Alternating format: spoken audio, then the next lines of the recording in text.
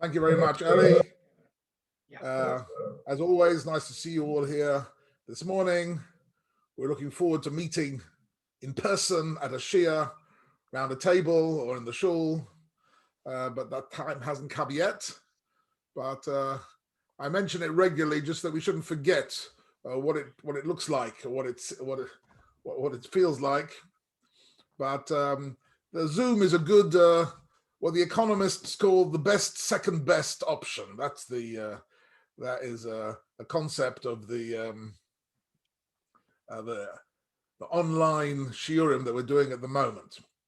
Okay, just to remind you, last week we looked at a very, very interesting theme in the Chumash in general, particularly in Sefer Bereshis, which is that the Pasuk compares Klal Yisrael to the Kochvei Hashamayim, to the Kachol Asher Sfas Hayam, and Ka'afar Ha'oretz. Right? And these are three different metaphors that the Torah uses. And indeed, the Torah didn't need to use any metaphors. The Torah could have simply have said, well, HaKadosh Baruch Hu says to Avraham Avinu, I'll make you into a great nation. And the use of metaphors, what does it add to us? What dimension in our understanding of Klal Yisrael is added by the use of these images of the stars in the sky, the sand on the coast, and the dust of the earth? So I was looking into this, and I sort of found an interesting application of this in Megillas Esther. And because of that, I'm going to learn with you a couple of psukim from Megillas Esther and a Gemara in Maseches Megillah. With Megillas Esther, we are fortunate in having a whole Masechta dealing with Purim and the Megillah, and because of which we have quite a deeper insight into some of the themes of Megillas Esther. One doesn't often get a chance to learn Megillas Esther properly in depth, which is a pity, because Megillas Esther is really a masterpiece and contains within it many very, very fascinating themes, both hashkafically and historically. And I hope today to have a closer look a little bit at something in Megillas Esther as a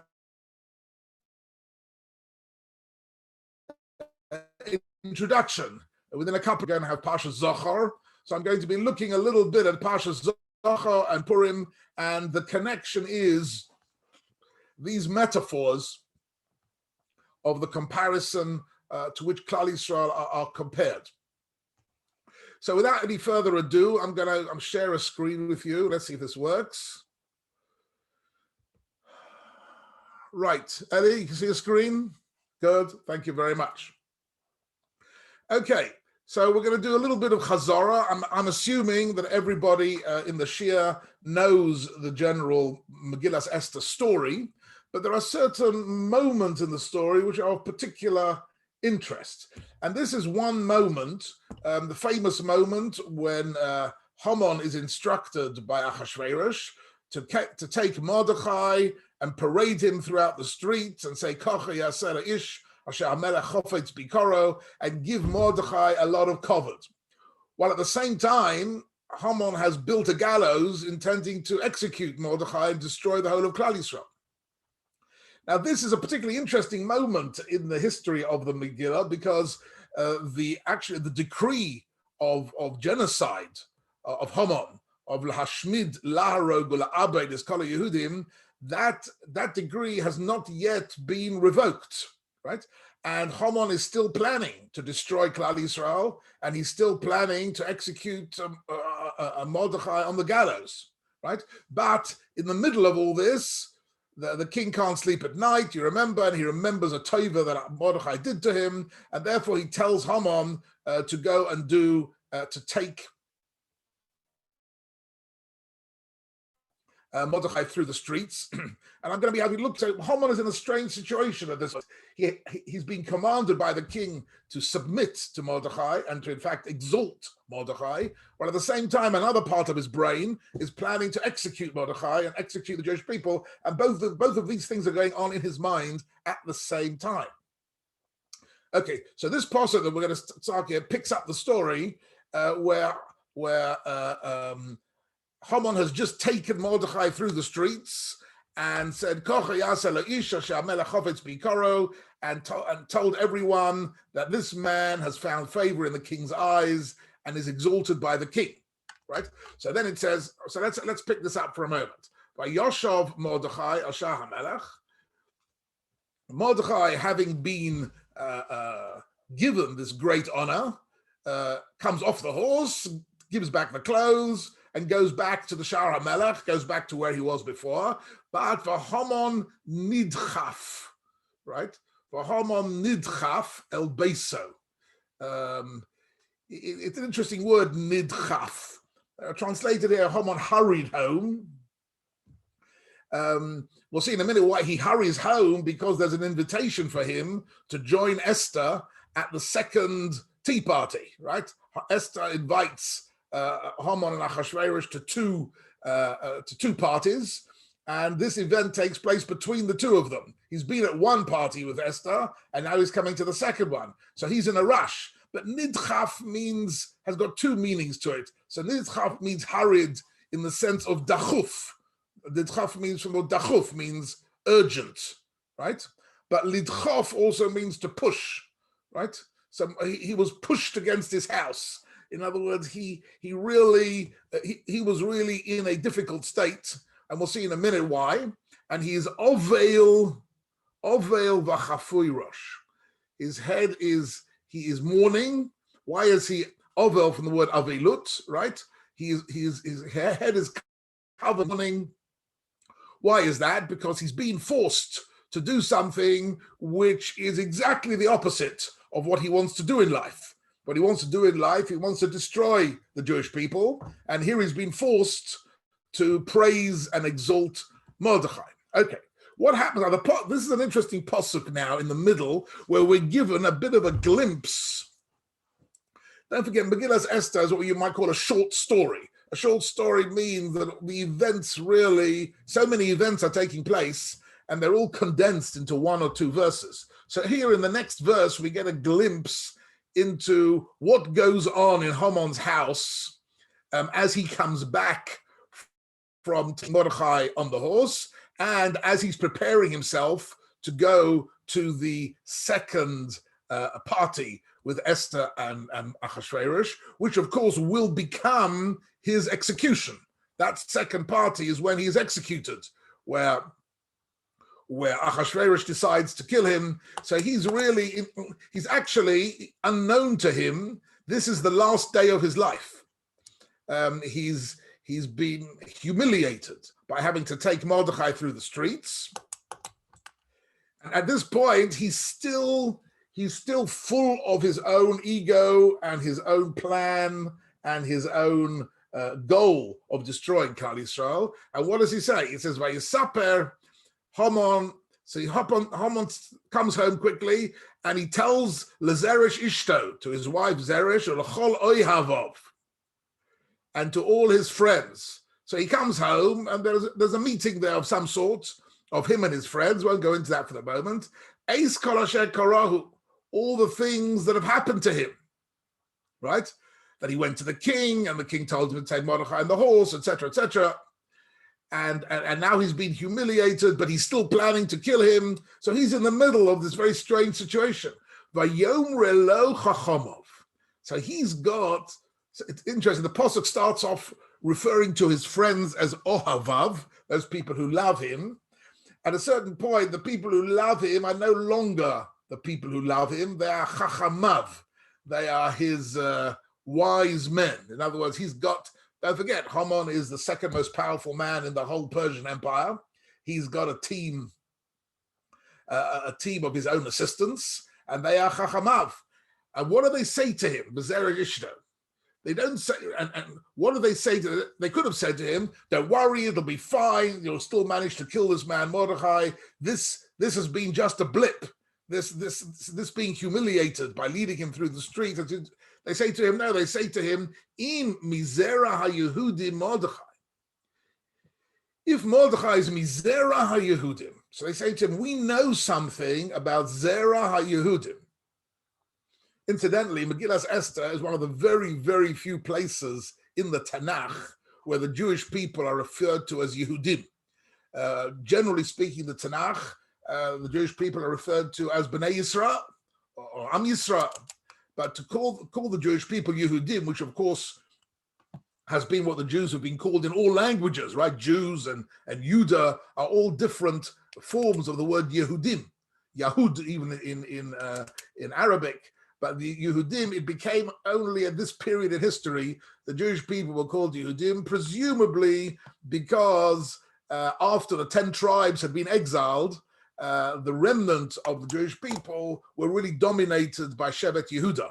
Right? Yehuda was the largest constituent group of the whole of Judaism going forward.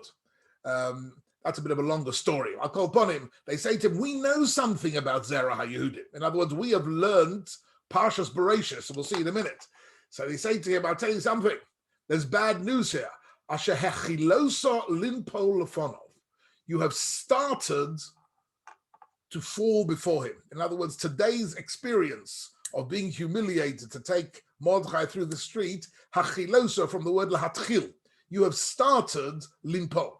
You've started to fall before him. In other words, we can see the beginnings of him dominating you. They say to him, the bad news is, lo tuchalo. You won't succeed in getting rid of him. Ki nofel tipo lefonov. We can see that actually this is the beginning of the end for you. They don't know how right they were, as I said, because this was actually Haman's last day, unknown to him. This Haman's. We'll have a closer look at this later on in the share this morning. But what are they saying? What are actually they saying to him?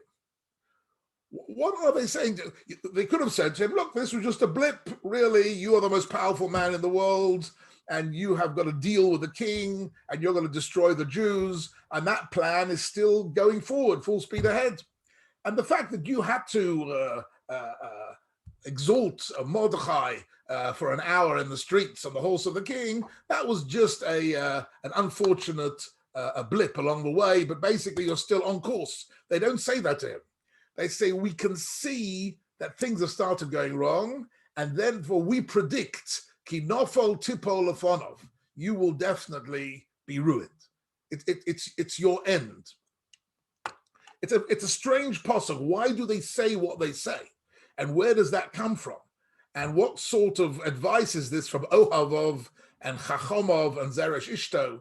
But you can see already that they understood it was a prediction of doom. So in actual fact, Haman goes to the second party with Esther. This, incidentally, is why we drink on Purim, because the Geula took place at a Mishteh Yayin. The Pasuk describes the party of Esther, Achashverosh, and Haman as a Mishteh Hayayin. Mishteh Hayayin. And therefore the Seudah that we're going to have, please God, on Friday in 2 weeks' time. Well, actually, in Yerushalayim, we have the Seudah on Sunday, don't we? I think when Purim falls, when Shushan Purim falls on Shabbos, so we do the Megillah on Friday, we do the Ala Nissim on Shabbos, and we do the Seudah on Sunday. So it's a whole complicated Purim we're going to have in 2.5 weeks' time. I'll call upon him. Haman is on his way to a Seudah, but in his mind, he's had this prediction of doom. And where does this prediction of doom come from? And there are various different opinions on that, but one of them is connected to what we looked at last week. And that was really how I got into this and why I decided to do this this morning. Says the Gemara, right? So this is the Gemara in Maseches Megillah, Daf Tezayin Amud Aleph. So the Megillah, the Gemara reads as follows. You can follow in the English if the Hebrew is difficult, but this is pretty straightforward. Ki nofel tipo lefonov. Why did they say to him, you are doomed? These are Ohavov. These are Chachomov. This is Zeresh Ishto. All they've seen is one little blip, right? But really, he's still the most powerful man in the country. So why do they say to him, Ki nofel tipo lefonov? You will fall and you will fall again. Nafol tipo, right? The double expression conveys a certainty and a power. Dorosh Rabbi Yehuda bar Eloi, right? Rabbi Yehuda bar Eloi was one of the most significant authors of the Mishnah. if I'm not mistaken, the name Rabbi Yehuda in the Mishnah appears more often than any other single opinion in the Mishnah. The Mishnah, Rabbi Yehuda Bar Eloi, was one of the famous Talmidim of Rabbi Akiva. And in fact, he's buried just outside Tzfat, up in the Galil. As most of the Tanoim lived, Rabbi Yehuda himself is buried in Tiberia. Rabbi Yehuda Bar Eloi is buried outside Tzfat. And so he says as follows, let me tell you what's going on here in this pasuk. He says, Shtei nefilos halalu lama. What does it mean, nofo tipo? You will fall and you will fall again. In other words, this little moment with Mordechai where you are humiliated to leading him through the street, that's not just a blip, that's the beginning of the end. Nofo tipo. Omrulo, look at this, very interesting. Omrulo, they said to him, Umozu, this nation meaning Am Yisrael, right? Meshulo la'ofa u'meshulo l'kochavim. We have read Sefer Bereshis, and we know that this nation, when they were created, are compared, meshulo from the word moshel, right? A mashal. They are compared to the dust of the earth, and they are compared to the stars in the sky. What does that mean? Says Rabbi Bar Eloi, Kishahain yordim ad ofer, or Kishahain olin ad lekolchovim. Very, very interesting insight of Chazal, right? That compared to the dust of the earth, when this teaches you, right? This teaches you that when they descend to the dust.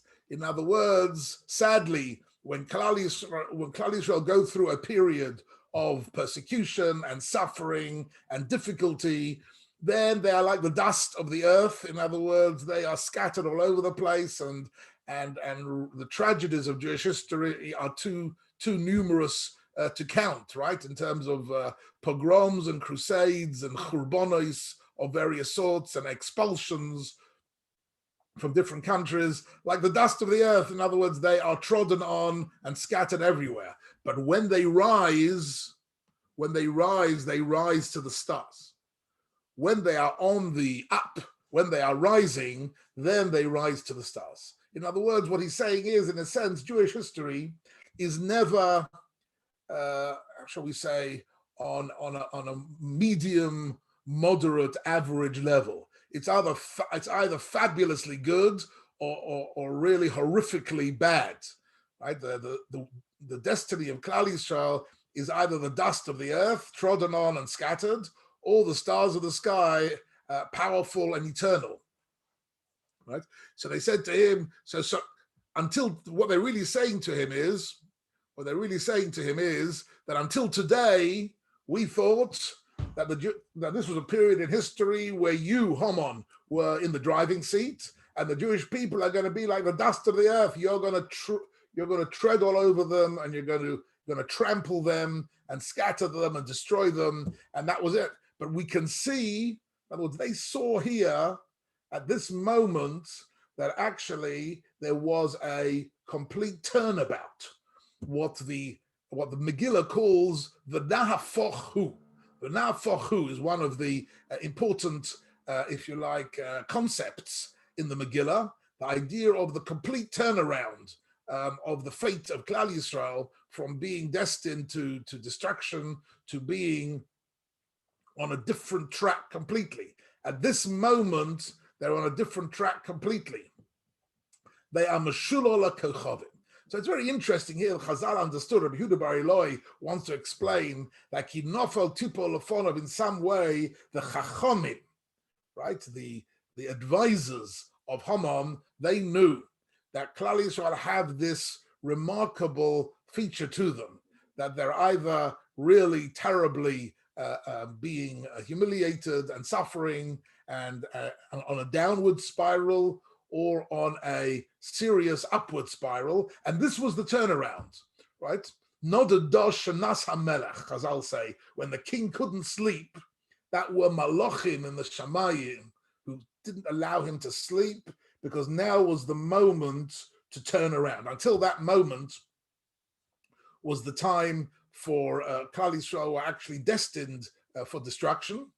Don't forget, let me just give you a big picture for a moment. At this moment in history, Klal Yisrael were at their most helpless and vulnerable that they had ever been since the beginning of Jewish history. Since Har Sinai, for the first 1,000 years of Jewish history, Klal Yisrael had lived in the land of Israel. Nobody lived in the diaspora. Everybody lived in the land of Israel throughout the whole of what was called the biblical period, the Tanakh, Yeshua, Shoftim, Malachim, until the Churban Habayis. For the first 1,000 years, the Jews lived in Israel. And in Israel, they had the Kedushas HaOretz, the Kedusha of the land of Israel. They had Yerushalayim, they had the Beis HaMikdash, they had Kohanim and Leviim, they had Nevi'im. They had a whole support system, and they had a king, and they had an army, and they had a whole support system for the protection and for the future of the Jewish people. Now, they were exiled. They'd just been exiled by Nebuchadnezzar into Bavel. Bavel had been captured by Paras and Modai, right? The Babylonian empire had been taken over by the Persian empire. And now they are in Golus. They are completely citizenless. They are immigrants in Persia, in an era where there's no human rights and that sort of thing. And they are completely vulnerable. They've got no Eretz Yisrael, no Beis HaMikdash, no Kohanim, no Nevi'im, no king, no army, no nothing. They're completely vulnerable. And at this point, Haman, who is Amalek, is on the ascendancy, and they are actually on the brink of total annihilation. That's what's amazing about the Purim story. The Purim story is Klal Yisrael on the brink, right? The moment was when they thought this is really going to be the end. This is going to be the end. And that's the tremendous simcha. The simcha of Purim is v'nafachu, right? That at the lowest moment of Klal Yisrael, when they had no defenses whatsoever, nothing at all, and they had no protection, and they had no land, and they had no identity, and no nationality, and nothing. At that moment, still, Kilo Yitosh Hashem Amov Nachlos Lo Yazov, HaKadosh Baruch Hu didn't abandon them, and they were able to survive this great persecution.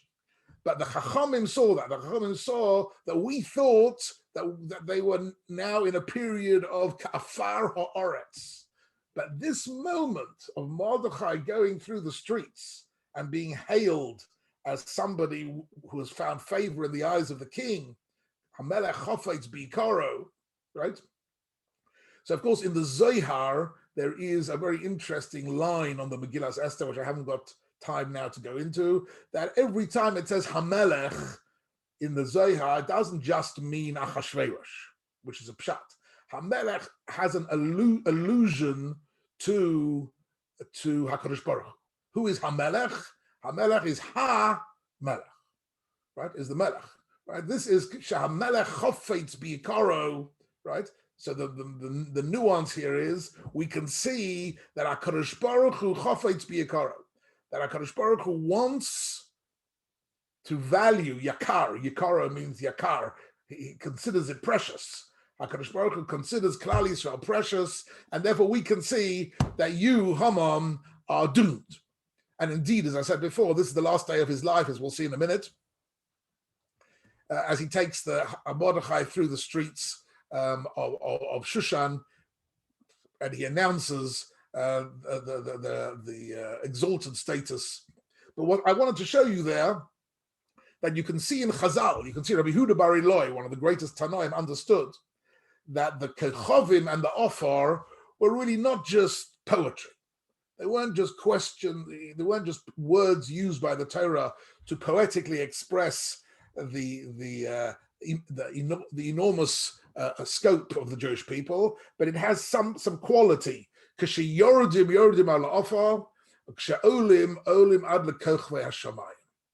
And therefore, okay, so let's move on now here a little bit. Right. So I'd like to just pick up another little detail of this pasuk that we just now read.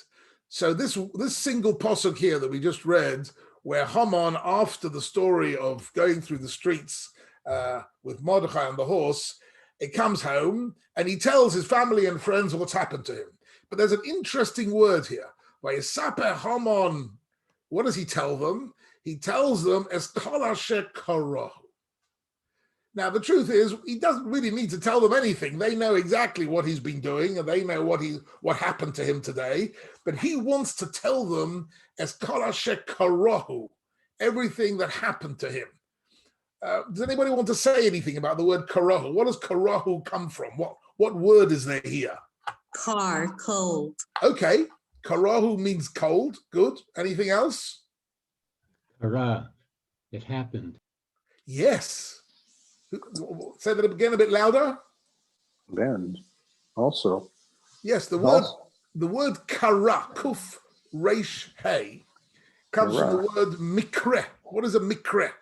A mikre means it's a happening. A happening. So if you understand the word mikre properly, you can understand a bit deeper what's going on here in this conversation. Haman tells Zeresh Ishta and all his friends, Eis kol asher karahu.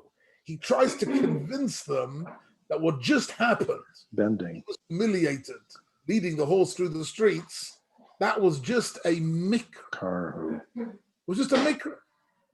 It was just something, it was a chance event, but really his power and his wealth and his status and his plans are still going full speed ahead. And what happened was a mikra. In life, there are chances, chance events. So I just want to show you, just for a moment, something interesting. As I say, Shabbos in 2 weeks' time, we're going to be reading Parshas Zochar, right?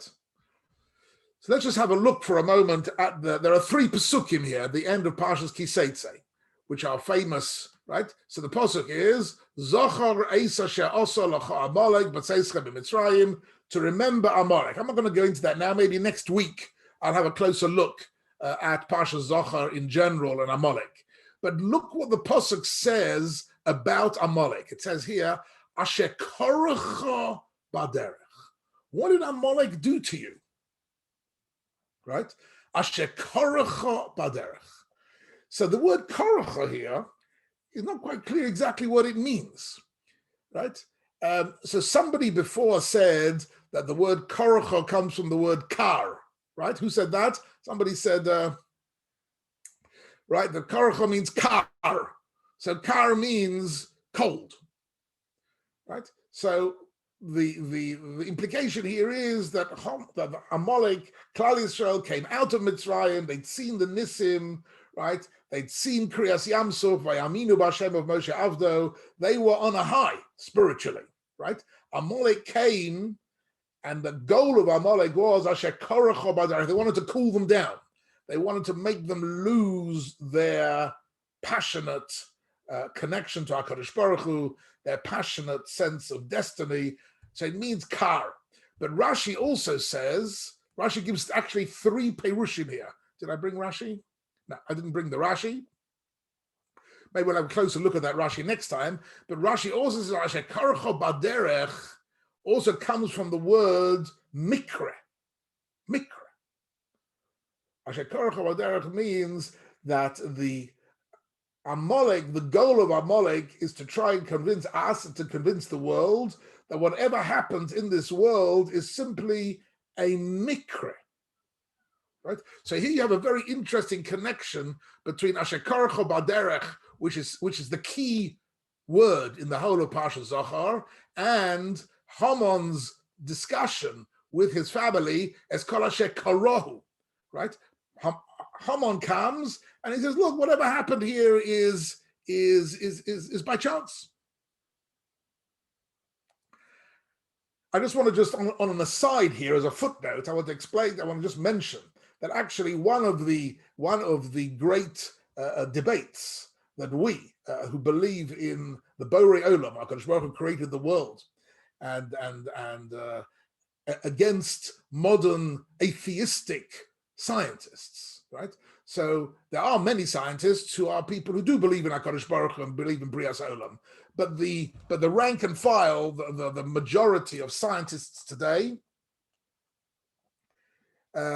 the majority of scientists today are educated in an atheistic way, that basically the world came into existence. And if you ask them, so how did matter form itself? How was Earth and the stars? How did it all come to be? How did you get the plants and the animals and the biosphere and the sun and the solar system? And they said to you, well, it was all a random process.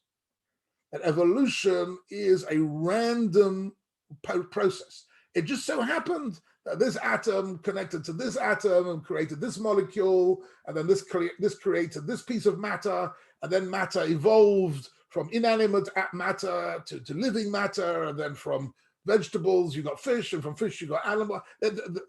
So the story of evolution, the key issue in the whole of the evolution story, why people who are ma'aminim b'nei ma'aminim cannot accept the whole evolution story, is the question of mikra, of randomness.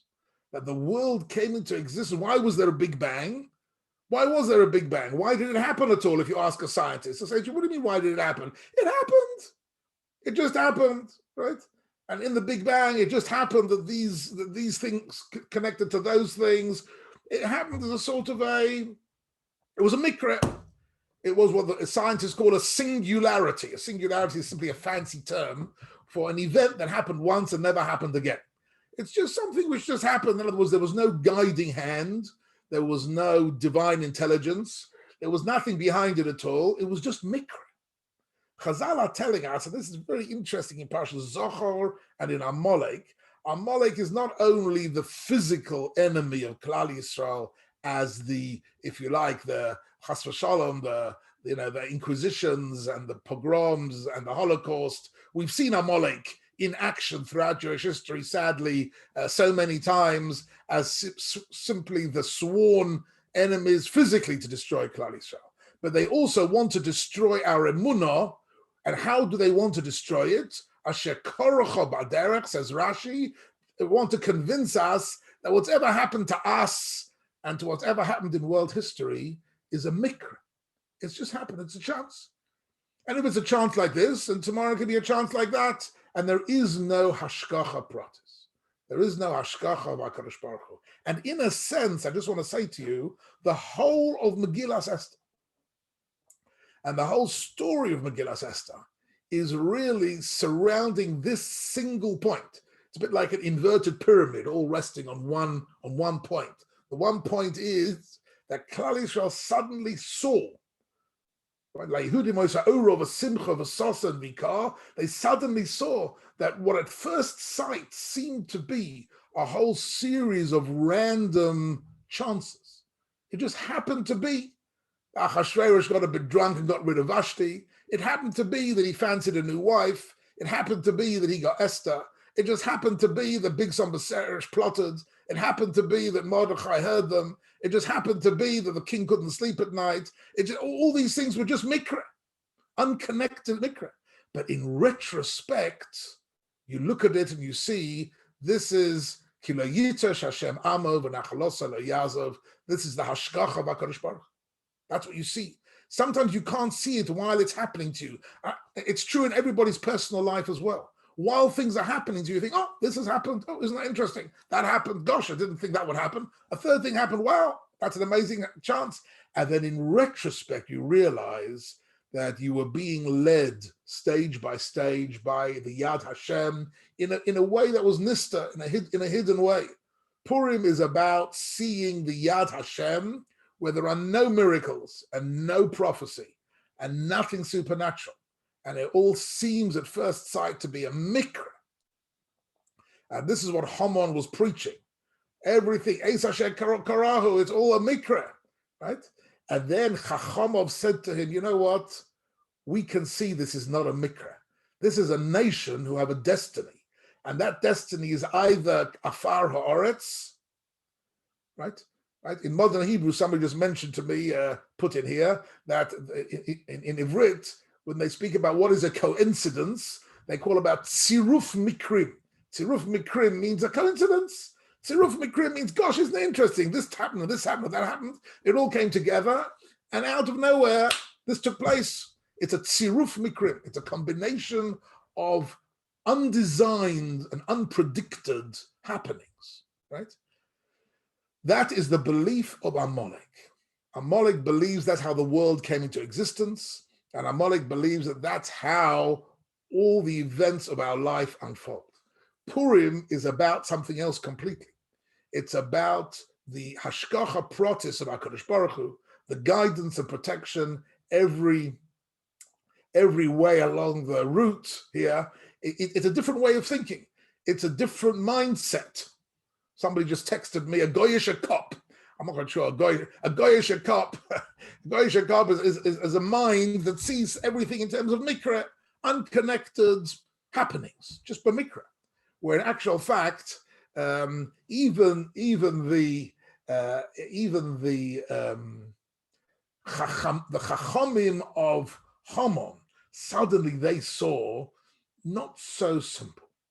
If you have suddenly been asked by the emperor to parade through the streets and humiliate yourself to Mordechai and to put him on the horse dressed in the king's robes, saying this is the man who the king loves, then you know what?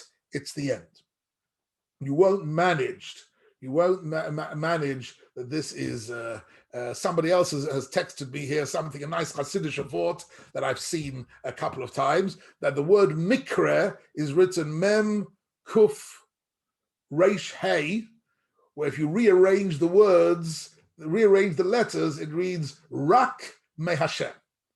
Mikra mem kuf reish hey, so the reish of the kuf is rak, and the mem and the hey is me Hashem, rak me Hashem.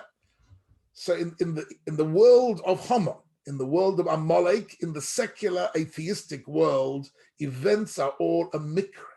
They think it's just a coincidence, just happened. How did it happen? I don't know, a big bang, a coincidence, no plan behind it, no thinking behind it, no hand of God. For us, ma'aminim, b'nei ma'aminim, we understand that when Haman comes and says, Eis Asher Karahu, right, he's trying to convince them. He's trying to say, look, this just happened. It just happened, right? This just happened. It's just an event. By chance, the king couldn't sleep at night. By chance, he dafka saw. He was reminded that Mordechai did it b'tova. By chance, he thought of a good way of repaying him, and it was just by chance that I happened to be in his presence at that time in the middle of the night. Just by chance, it was all just completely tziruf mikra. And in actual fact, that is the way, and that's Asher Karahu, right? And that is when you read Parsha Zohar, if you want to say a nice Devar Torah on Parsha Zohar, read the Rashi on Asher Karacha Baderech. So Rashi says three things. He first says kar, that Karacha could mean that they cooled you down. He also says it can also mean keri. Keri means tumah. That's another issue which maybe we'll look at when we look at Amalek more in depth. And then he says mikra, loshein mikra, right? And that's really what what Amalek wants to do to us, to try and convince us that the creation of the world and indeed the events of everyday life are simply mikra. Okay, since we're in this particular subject, I want to just have a closer look at this particular moment. And there is so I'm going to go back a little bit in Megillas Esther to a few pasukim earlier, not after he's taken Mordechai on the horse, but when he's instructed. This is the turning point of the whole Megillah. The whole Megillah turns on this issue, right? What happens here with Haman? So it says here, "Vayikach Haman." So this is the pasuk. This is. Oops. Sorry, 1 second. Right. Vayikach, right? Vayikach Haman es halavush v'es hasus. That's the pasuk that Haman took. Right? Haman took the lavush, the cloak of the king, and the horse of the king, and he went looking for Mordechai. So here we have a very beautiful, interesting midrashic tale. I mean, and this was one of the fascinating things about the Medrash, that they, in a sense, give us a hidden narrative within the Tanakh. The Tanakh gives us the headline story, but behind the story, there's a backstory. There are things going on behind the scenes. Chazal either took this story from very close reading of the text, which they were, from which they derived it, or very often Chazal had a Masaira as part of Teresh Baal Peh, right? Teresh Baal Peh means Chazal had an oral tradition handed down one generation to the next, that there's a backstory to the story of the Tanakh. So let's have a look at the backstory here. Question is, what happened when Haman went looking for Mordechai to take him on the horse? So Mordechai's got no idea, of course. Mordechai is still shaking in his boots. Mordechai has heard about the edict of genocide, Lahashmid Larga La'abeid. He knows about the gallows that Haman has built, and he knows they're for him. He knows that things are disastrous. All this he knows. So what's he doing? What is Mordechai doing on this day? First of all, which day is it? We'll see in a minute. It's an interesting day. Ozal means he went, right? Ozal means that Haman went. Ashkeche, he found Mordechai. The Yosvi Rabbanon Nekameh. What was he doing? Mordechai was sitting in the Beis HaMedrash, and his Talmidim were sitting in front of him. And what was he doing? Umachvi lehu, it's an amazing piece of Gemara, this. Umachvi lehu hilchas kemitza l'Rabbanon. He was teaching them the laws of kemitza. Okay, not just for 5 points, but for 10 points. Has anybody got any idea what is kemitza? Anybody know? Korban mincha. Oh, what did somebody say? Korban mincha. The mincha. That's right. The mincha of, and what is the kemitza? It's the hand, the measurement. Very good, Dina. Very good, excellent. That it's a measurement of flour. So a mincha offering is a whole bowl of flour, and the kohen takes one handful of it, and he wipes off with his top finger, and he wipes it off with his bottom finger. In fact, that's the reason why the little finger is often referred to in Hebrew as the kemitza,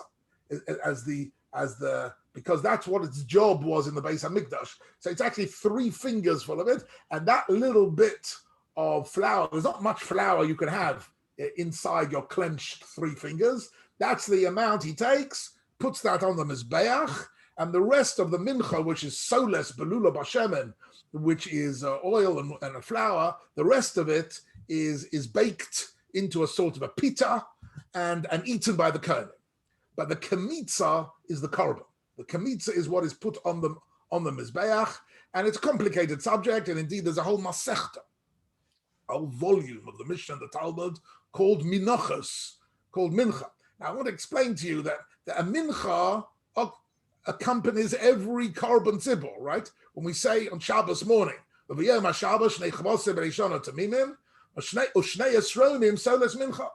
accompanying the animal sacrifice, there is always a vegetable sacrifice of the flour and oil. But there are some korbanos which are just mincha, which don't have any animal pieces to them, is just a mincha. And one of them is, that's what we're going to be looking at the moment, and one of them is the korban ha'omer. What was the korban ha'omer? Okay, so just to remind you, when do we start Sfiras ha'omer? Why do we call it Sfiras ha'omer? Right? In actual fact, omer is only a Hebrew word for a measurement. It's like a kilogram. Right? Why do we call the whole of Sfiras ha'omer? Why do we call it Sfiras ha'omer? Okay, that's subject for a whole drosha, and maybe in a few weeks' time when we get into Sfiras ha'omer, we'll talk more about it. But when is the Omer brought? Anybody like to say to us, when do we bring the Korban HaOmer? First day Pesach. What do you say? Shavuos. First day Pesach. Okay, no. On Shavuos, on Shavuos, we bring the Shtei Halechem, which is another minach, and that's something else. But the Omer Korban is brought on the second day of Pesach. We start counting on the second day of Pesach, and we call it Sfiras HaOmer, because right? Because the Pasuk says, Sfartem lochem mimocharas HaShabbos. The day after Yom Tov of Pesach, miyom haviachem es Omer HaTanufa. The day that you bring the Omer, you should start counting. Sheva Shabbos Tamimos. So it's connected. Torah in Parshas Bahar, Emor, Parshas Emor connects the counting of the Sheva Shavuos Tamimos, the 7 weeks, connects it to miyom haviachem es Omer HaTanufa, the day when the Omer sacrifice is brought. And what is the Omer sacrifice? It is the very, very first harvest of the barley. Barley apparently is the first harvest of all the different types of grains. So the very first, it's a type of like bikurim is the fruit. You mentioned before Shavuos. Shavuos is bikurim of the fruits of the trees. The Omer is the bikurim of the grain crops. And that is the first harvest of the year, right? And the halacha is that there is what's called Isur Chodosh. You're not allowed to eat from the new grain crops until the second day of Pesach. The second day of Pesach, we brought the Korban Ha'omer, and that was a matir that permitted the new crop to be used to make bread out of it. But before that, you're only allowed to eat Yoshon, right? And you'll probably come across this occasionally in various different hechsherim. Hechsherim sometimes of different baked goods will tell you this is Kemach Yoshon. Kemach Yoshon means they've been very careful. Even today, it's a kashrus issue to use flour from the previous harvest and not from the new harvest.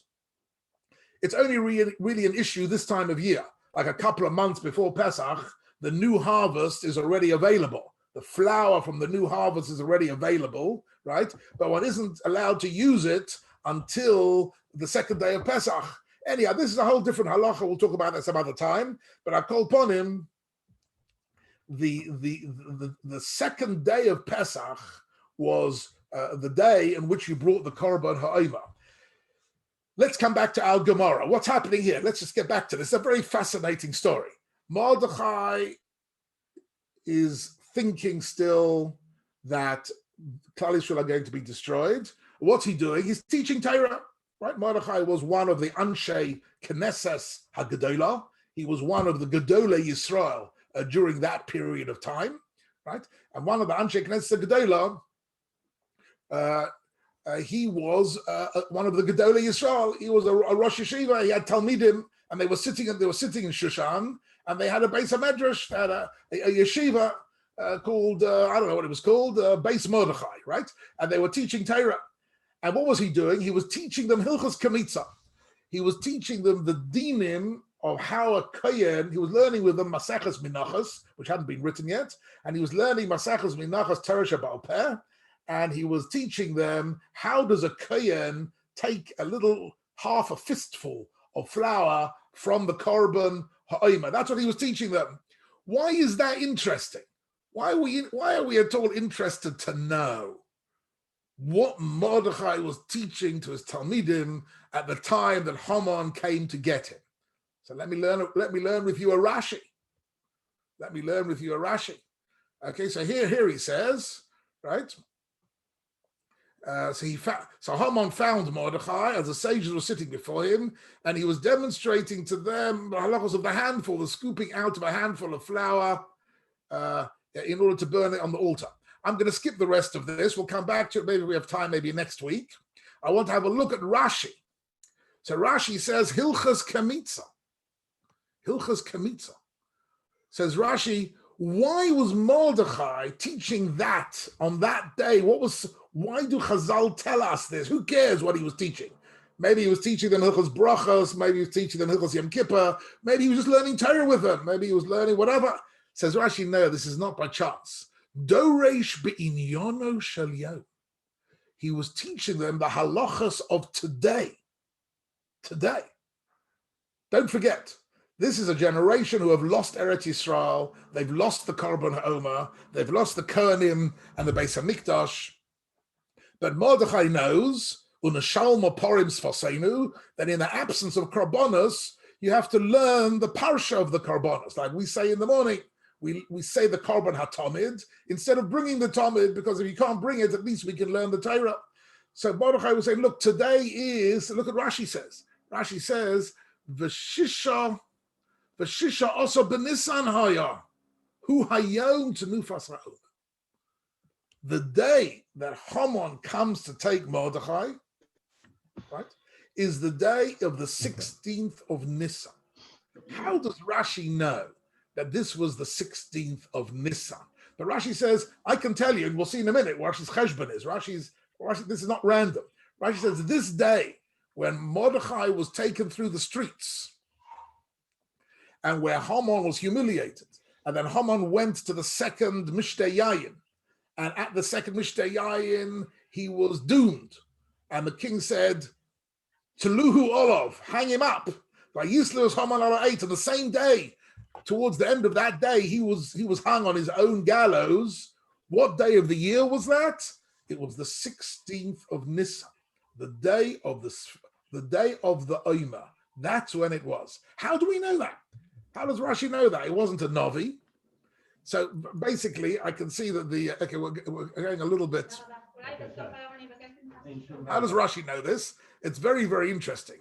So I'm just going to go through this very, very briefly. You know that when Haman comes, when Mordechai comes to Esther and says we have to do something, she says, Leich knosar Yehudim, but tzubo alai bal that Esther says to Mordechai, the key here is we have to daven to HaKadosh Baruch Hu. This is not b'mikra. We have to daven for hashgacha from HaKadosh Baruch Hu, and everybody has to fast for 3 days. Question: which 3 days was it that Bnei Yisrael fasted? And I want to tell you, there's a very common mistake that people make. A very common mistake that people make, that in 2 weeks' time on Thursday is Tanis Esther. And people tend to think that why are we fasting on Tanis Esther? Because Esther said we should all fast, right? But the truth is that Esther's fast didn't happen Erev Purim.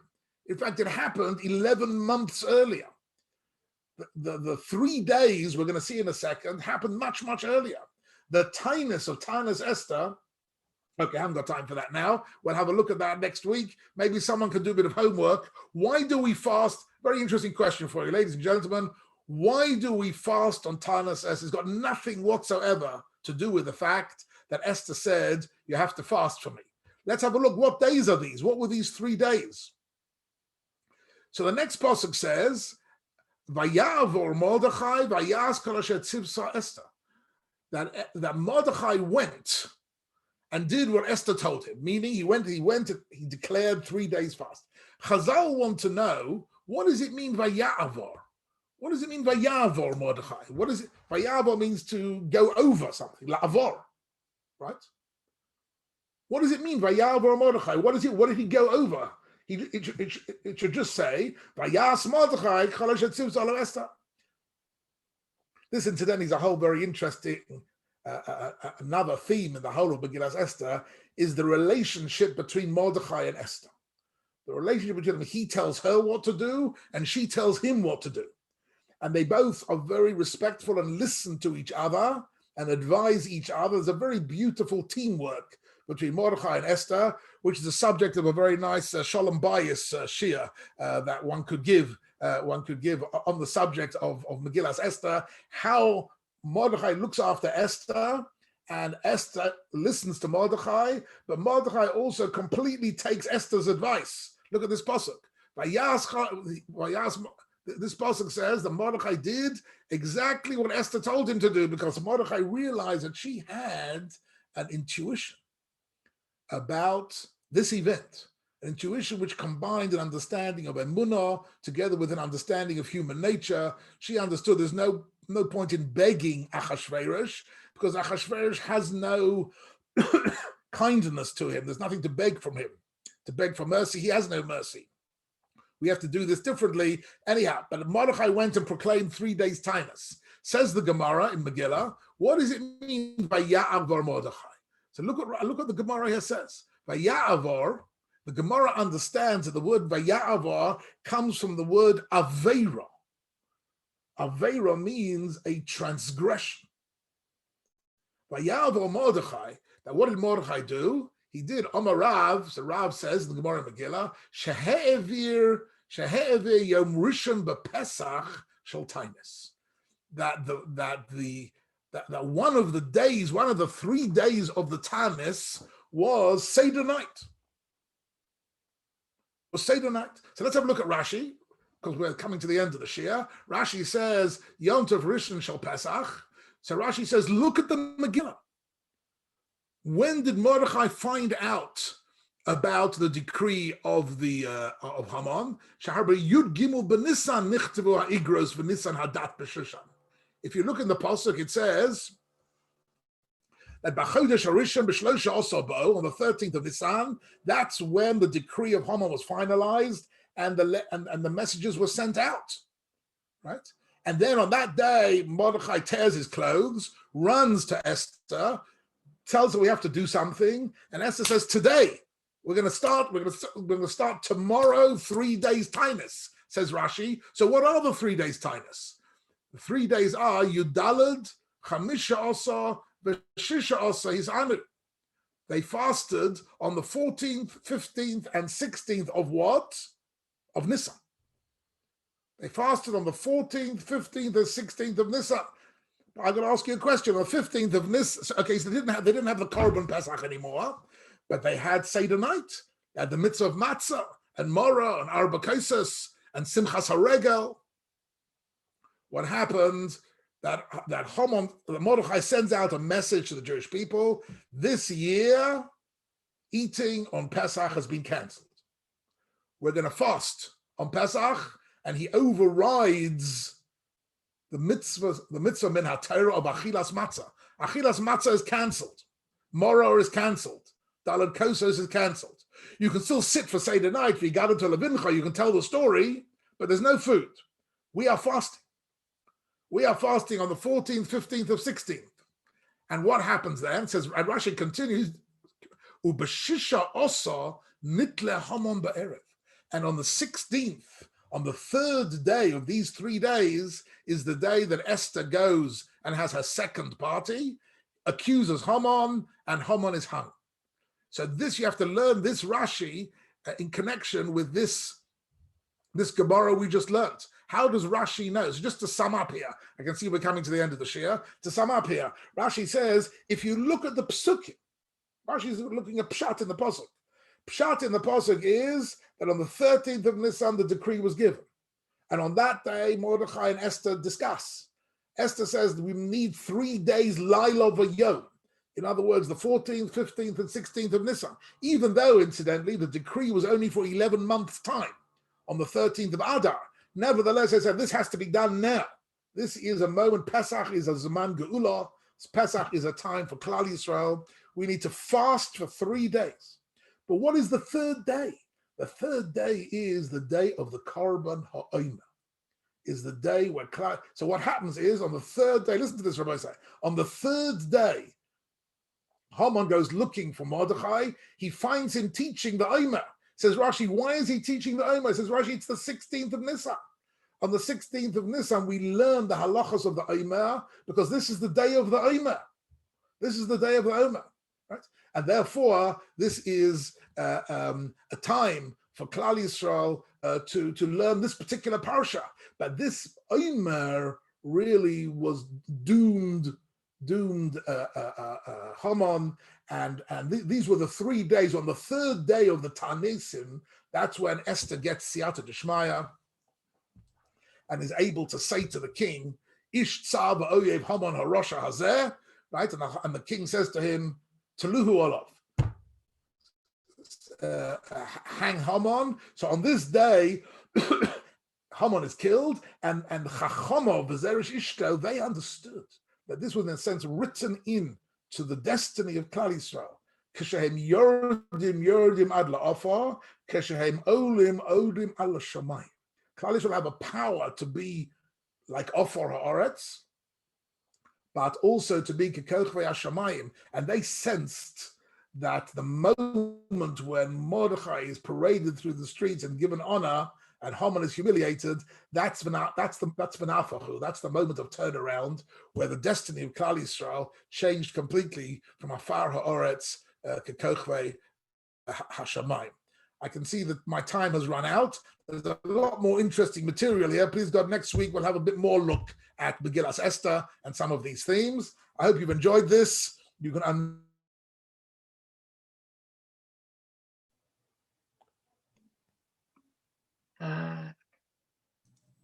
Rabbi Kimche. You're muted. Sorry. Rabbi, you're muted. You're muted.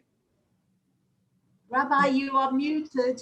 Rabbi Kimche, you're muted. I'm now no longer muted. Well done. I hope you enjoyed this share, and please God, next week we will go further and have a closer look at some of these issues. Can I ask a question, Rabbi? Why not? Okay, so there were 3 days that she fasted, and then she came to Achashverosh the first time and asked him to come to the party. So with Haman, and then after they came, then she said, tomorrow come again. So there were 2 parties. So if the first time she came after 3 days, that would be Tet Vav. Okay, That so would be- honestly, Judith, I'll look at this a bit more closely next week. We'll go into a bit more, but it's not like that. She doesn't go immediately. She doesn't go immediately to Achashverosh. She goes the next day. In other words, the sequence of days is slightly different, but we'll have a look at it a bit more closely. Anyway, Yeah, that's it but for it today. seems like Danny it's Woolick, another- nice to see you. Thank you so much. Another day. All the Yoshua. best. Hadassah, nice to see you. Pessy, nice to see you. Thank you. Thank you very much. All our regulars here. David Fischel from Netanya, nice to see you. Elian, Thank you. all the best. Shirley and Thank you. George, nice to see you all. Peace. Hope you enjoyed it. Please go on to family